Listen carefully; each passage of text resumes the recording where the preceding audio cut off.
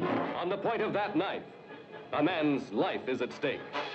Hi, I'm Sophia. I study comparative literature at UCL, and in this video I'll be deciding whether or not the 1957 film 12 Angry Men is still worth watching in today's world. i.e., is it one your dad forced you to watch, or is it actually a good film? So there are a few obvious drawbacks this film poses for a modern audience. Reflecting the social reality of America in the 1950s, the film portrays 12 white male jurors deciding the fate of a young, impoverished Puerto Rican boy.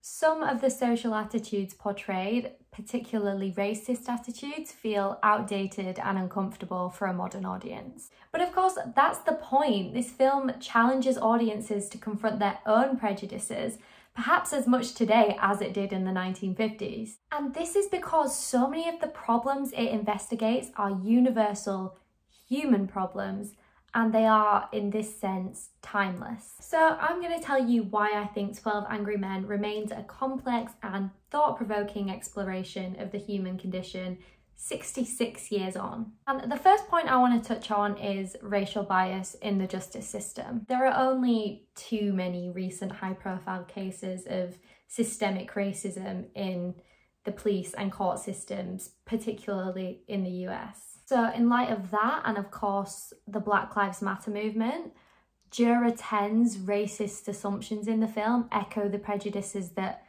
sadly still shape outcomes in today's legal system, particularly in cases involving minority defendants. And each of the jurors bring their own biases and prejudices into the deliberation room, ranging from racism to classism. And for me, it's a really uncomfortable reality, I think, that this film still has to remind us that everyone deserves a fair trial and the presumption of innocence until proven guilty. Which brings me on to my second point about false convictions and wrongful imprisonment. In recent decades, there have been numerous exonerations of individuals wrongly convicted of crimes through DNA evidence, many of whom spent years or even decades in prison. And these were often caused by faulty eyewitness testimony, coerced confessions, and biased juries, all issues highlighted in 12 Angry Men. So the film's focus on the fallibility of evidence, like the questioning of witness credibility and doubt about the murder weapon,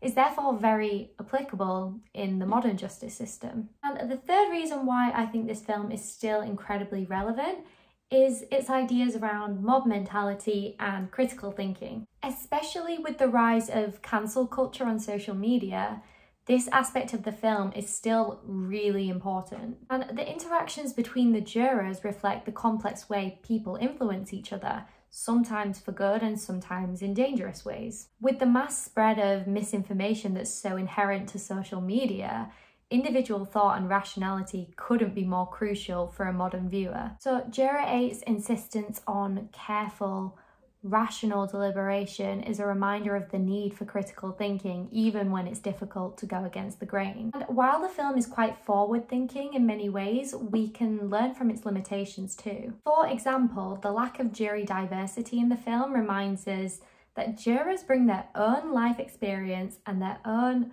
personal prejudices into the courtroom, and therefore the need for more inclusive juries is an ongoing concern. I think that the most resonant part of this film is the believability of the characters and their group dynamic.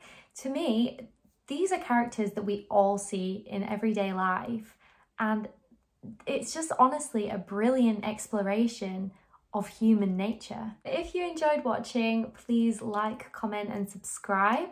I'll be posting weekly, so make sure to stay tuned for our next review. Thanks for watching The Vortex. Don't let anything distract you from it.